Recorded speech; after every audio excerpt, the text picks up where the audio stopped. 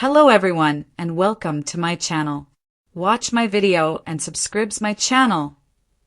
Electra was shot and bleeding, and the female offender quickly fled, bold and beautiful. Electra's scream pierced the evening air as the gunshot echoed through the Forrester courtyard, a single deafening crack that seemed to shatter the fabric of Los Angeles' elite fashion world. And for a moment, everything froze. The laughter from the Forrester party inside stilled. The gentle music faded into an eerie silence, and her own breath caught in her throat as a burning pain radiated across her side. She stumbled, clutching her abdomen as crimson seeped between her fingers, hot and slick. A horrifying contrast against the elegant silk gown she had worn to celebrate the revival of the Spectre fashion line that very night, and in the blur of confusion, the fleeting silhouette of the female assailant was all anyone saw, her dark hair streaming behind her as she darted through the shadows, heels clattering against the stone, vanishing into the night like a phantom with a grudge, leaving chaos in her wake. Screams erupted as Ridge Forrester burst through the double doors, followed by Brooke Logan, their faces a mix of terror and disbelief. While Liam Spencer froze in the doorway, eyes wide, caught between his instinct to chase the perpetrator and the desperate need to cradle Electra before she collapsed. Because this wasn't just another headline. This was a moment that would ripple across every family tie, every romantic entanglement, every simmering rivalry from the past decade of betrayals, breakups, and billion-dollar fashion feuds. Hope Logan rushed forward, her hands trembling as she tried to apply pressure to Electra's wound, begging her to stay awake, while Bill Spencer stormed in moments later, already barking orders on his phone to call an ambulance, to lock down the estate, to find out who dared bring this kind of violence into his city, his tone laced with the same fury that once made him a feared tycoon and a dangerous enemy. And as sirens wailed in the distance, everyone began to speculate. Was this a random act or the culmination of hidden vendettas? Steffi Forrester, pale as a ghost, whispered Luna Nozawa's name under her breath, remembering the cryptic threats that had been exchanged only days ago about the Spencer-Forrester merger and the mysterious deals that had left so many women scorned and desperate, while Finn, always the doctor even under pressure, knelt beside Electra, trying to keep her conscious, urging her to breathe, to focus, to not give in to the darkness creeping around the edges of her vision. Was it a vengeful old adversary like Quinn Fuller? Or was it someone completely new? A ghost from Electra's past with a pistol and a grudge? Haunted every conversation as the ambulance finally arrived, whisking her away with Finn and Bridget Logan riding alongside, while Bill stayed behind to demand answers, and Ridge swore to tear Los Angeles apart to find the woman who fired that shot. Meanwhile, unseen by all of them, the female perpetrator leaned against a dark alley wall blocks away, catching her breath, her gloved hands trembling as she dropped the weapon into a storm drain, her face obscured by the brim of a hat and the rush of adrenaline that came not from regret but from satisfaction, whispering to herself that this was only the beginning, that Electra's fall would unravel the empire that humiliated her, that betrayed her, that erased her from its glossy history. Because this wasn't about one woman bleeding on cold stone. This was about generations of power, lust, and revenge intertwined in the high-fashion dynasty of the Forresters and the Spencers. And as the night dragged on, alliances shifted. Hope called Carter Walton to warn him that this shooting might expose deeper secrets about the fashion house's finances. Steffi clutched Finn's message from the ambulance and wondered if she had pushed too many enemies to the brink. Liam sat in his car outside the hospital debating whether to call Ivy, whose cryptic text earlier, "Tonight changes everything," now felt like a confession, and Brooke held Ridge's hand with a trembling grip, knowing that this kind of violence had a way of tearing families apart, resurrecting old lovers and forcing impossible choices between love and loyalty, forgiveness and fury, truth and survival. While somewhere across town, Sheila Carter, of all people, watched the breaking news and smiled faintly, because she knew this would either redeem her or damn her forever, depending on how the pieces fell, and as dawn broke over Los Angeles the next morning, the investigation began, not just into who pulled the trigger, but why Elektra was the target, what secret she was about to reveal, and how the bold and the beautiful would pick up the pieces when the woman behind the trigger inevitably returned to finish what she started. By the fourth day, the hospital had become a fortress of whispered secrets, clandestine meetings, and sleepless nights as Elektra's condition wavered between fragile improvement and alarming regression. Her pulse a metronome that dictated the rhythm of the entire Forrester-Spencer-Logan axis. Finn worked tirelessly, his hand steady in the operating theater, but his mind consumed with theories he dared not voice to Steffi, who by now had turned the waiting area into her war room, pacing with her phone in one hand and a list of names in the other.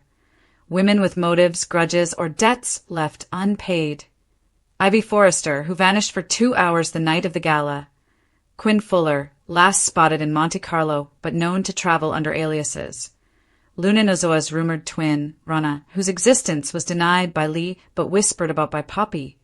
Even Grace Buckingham, who had every reason to see the Spectra revival collapse after her medical scam was exposed and her fortune crumbled. Each name was a spark, and Ridge, fueled by guilt over not increasing security, fanned those sparks into a blaze of suspicion that singed every relationship in its path.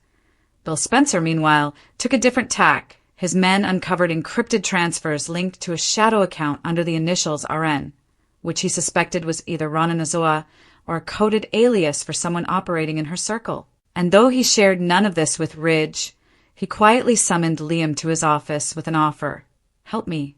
Find the shooter, and I'll clear your name of any lingering doubts about your past with Elektra, because the tabloids had already begun their usual spin, whispering about Liam's late-night conversation with Elektra before the gala, about promises made and secrets hinted, about the way Hope Logan looked when she saw him holding Elektra's hand at the party just minutes before the gunfire erupted. Hope herself had become a bundle of contradictions, fiercely protective of Liam, yet unable to shake. The suspicion that this shooting, like so many tragedies in their orbit, was tangled with his history of broken hearts and unfinished business, while Carter Walton urged her to step back, to focus on their engagement, to let the investigation play out, though every word he spoke was laced with the anxiety of a man who had seen too many women fall in Liam's wake and too many fortunes collapse under Forrester's cursed luck. And then there was Sheila Carter, a wild card orbiting the edges of this. Storm, who claimed she had nothing to do with the shooting but seemed to know more than anyone about the fleeing woman's posture, gait, and choice of weapon, going so far as to corner Finn in the hospital corridor late one night with a warning. Whoever shot that girl wasn't trying to kill her. Finn, she was sending a message. And if you don't read it correctly, the next one will be a body bag. That cryptic warning gnawed at Finn as he re-examined Elektra's chart, noting that the bullet had missed her liver by millimeters, and that the wound, while severe, appeared almost placed rather than random, as if the shooter wanted her alive, at least for now. Meanwhile, the city itself buzzed like a nest of hornets. Paparazzi camped outside the hospital gates. Bloggers speculated about a conspiracy between Forrester Creations and the newly resurrected Spectra Fashions. Even old rivals like Sally Spectra's distant cousin chimed in from Europe, claiming Elektra had been warned about unfinished debts. And as each headline hit, Ridge grew more furious, convinced this was a calculated assault to destroy the family brand from the inside. On the sixth night, something shifted. Elektra stirred, her eyes fluttered open long enough to whisper a name into Bridget's ear before slipping back into sedation. And that name, Rana, spread like wildfire through the corridors, validating weeks of speculation that Lee Finnegan had once hidden a daughter, a twin, a ghost of Luna's past who had never truly disappeared. Poppy was questioned but denied everything, her tears genuine or expertly staged depending on who you ask. Across town, the female perpetrator moved like smoke through alleys and safe houses, her hands trembling not from guilt, but from the weight of unfinished business. She had left Elektra alive because the first act of revenge was meant to destabilize, to unravel alliances, to set family against family, and the second act would be far more surgical. A whisper here, a leak there, a revelation that would expose the forged documents Ridge used to secure the merger, the lies Bill told to fund the expansion, the emotional debt Liam owed Elektra that he never repaid. She watched the news every night, smirking at the speculation, occasionally brushing her fingertips over the empty space where her lost earring had been, knowing it was only a matter of time before Bill traced it back to her jeweler, before Ridge stormed her hiding place, before Sheila offered her a deal that would change everything. But she was not afraid, because she knew the bold and the beautiful rarely acted with logic, when love and legacy were at stake, and her plan counted on that very chaos to protect her. By the end of that week, tensions reached a boiling point. Liam and Ivy were seen in a quiet cafe, exchanging a look that paparazzi turned into a headline. Liam seeks comfort amid shooting fallout. Hope confronted him, not about the cafe, but about the secrets he was keeping regarding Elektra's final text message to him the night of the gala, a message he refused to show her. Ridge accused Bill of turning the investigation into a personal vendetta, while Bill accused Rid by the second week. After the shooting, the atmosphere inside University Hospital had shifted from tense to combustible, a volatile brew of unanswered questions, sleepless nights, and whispered betrayals. Elektra's recovery remained uncertain. She was stable enough to speak in measured fragments, but every sentence she uttered became a headline, every whisper a breadcrumb leading to deeper family fractures, while outside her guarded our Ridge, bristling with guilt and fury, doubled down on security, stationing private guards at every Forrester estate and office, while Brooke pleaded for calm, warning him that his obsession was pushing their fragile truce back into old, destructive patterns, the kind that once tore them apart when Taylor resurfaced. But Ridge couldn't sleep. He kept seeing the flash of that fleeing silhouette, the arc of her stride, the glint of the discarded weapon, and in his gut he knew. Meanwhile, Bill Spencer escalated his own parallel investigation, tapping Justin and a network of off-the-grid operatives to dig where the LAPD wouldn't. Encrypted bank trails, old Spectre accounts, forgotten Spectre employees who had vanished after the fallout of the last fashion war. His trail led to a shocking discovery, a falsified death certificate for a woman matching Rana Nozawa's rumored age and description, signed off by none other than Lee Finnegan during the essay Liam, ever the reluctant center of gravity, found himself torn in three directions.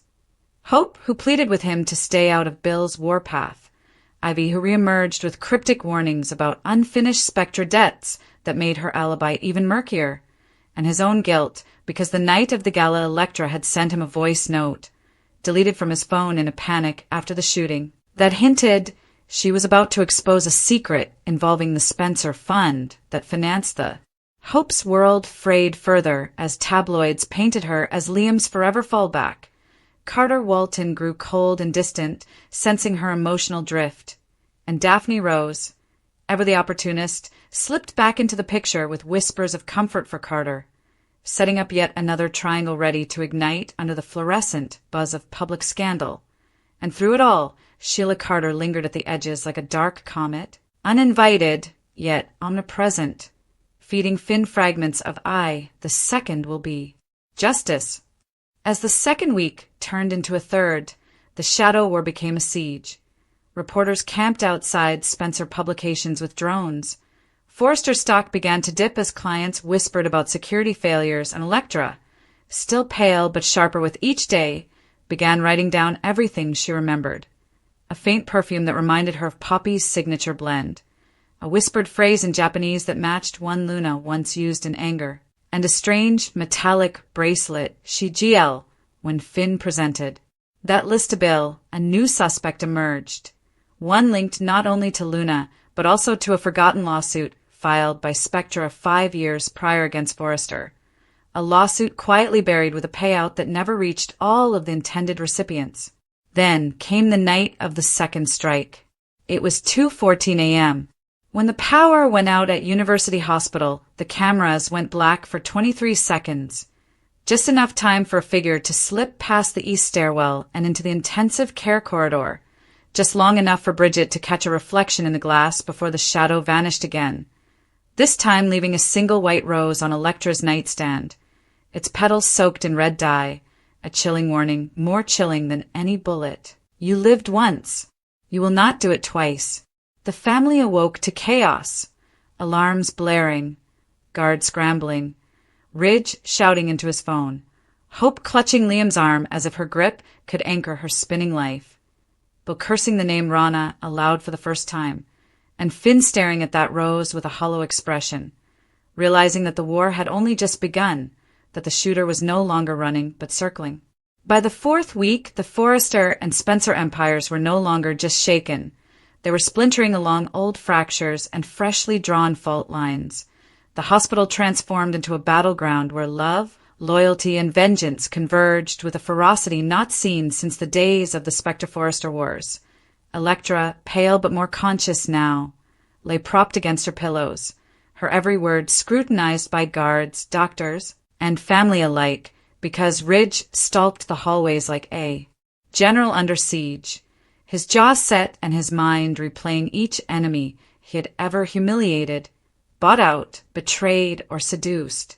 Brooke, still clinging to a fragile hope of unity, urged him to cooperate with Bill. If this woman has Spectre blood, Ridge, she won't stop at Elektra. She'll go through all of us to make a point. Bill, for his part, was all ready. Meanwhile, Liam's inner turmoil worsened. Hope demanded transparency. Carter demanded distance, and Ivy, like a ghost from another chapter, appeared at his Malibu home with a flash drive, claiming it contained proof that Elektra had been receiving blackmail threats long before the gala. Threats linked not to the Forresters, but to a hidden investor in the Spectre revival, a shell corporation with ties to an offshore account once managed by none other than Bill Spencer. That discovery shook Liam to his core. Had his father unintentionally funded his own enemy? Was this shooter developed by the same brutal empire that professed to protect them? His guilt deepened when he recalled the deleted voice note Elektra sent. If I go down tonight, Liam, remember the money wasn't clean. Hope caught a glimpse of his turmoil and accused him of hiding more than grief, sparking their most volatile argument since the collapse of their previous marriage. An argument that ended with her walking out into the Los Angeles night and Carter finding her hours later, tear-streaked and trembling, whispering that she didn't know who to trust. In the hospital, Finn and Bridget forged an uncomfortable partnership, piecing together Elektra's clues. The Japanese phrase, the perfume, the rose, and the wound's precision. Finn's theory solidified. The gunman was a ghost from the Nozawa family tree, a twin long ignored by Lee, possibly used, abandoned, and now resurrected for vengeance. When he faced Lee with the falsified death certificate Bill had discovered, her silence was more powerful than any confession. Her eyes blazed with something icy and terrified, and her only words were, "If Rana is still alive, you have no idea what you've unleashed." Steffi, caught between protecting her family's history and trusting her husband's intuition, did something she hadn't done in years. She called Sheila Carter to a private meeting. Steffi and Sheila met in a deserted cafe on the outskirts of town. Sheila wearing a simple scarf and a knowing smile, and Steffi admitted aloud, "If you have a way to stop her, I might need you." This unholy alliance sent ripples through the air like a prelude to a storm, because Sheila knew things, the dock schedules, the shadow brokers, the underground surgeons, and in exchange for her help, she wanted something only Steffi could grant: supervised access to Hayes. Steffi didn't agree, yet, but she didn't leave either. By the end of the week, the shooter had made another move, this time with a broadcast rather than a bullet. At 3 a.m., a video flashed on Forrester Creations' internal server, playing on all monitors. A hooded lady, voice garbled, bracelet glinting beneath her sleeve, saying merely, "I took your blood to remind you what you stole. I'll steal your name to remind you who you deleted." Elektra was the initial stitch. The seam unravels next. The footage faded to black, with a single letter seared into the screen.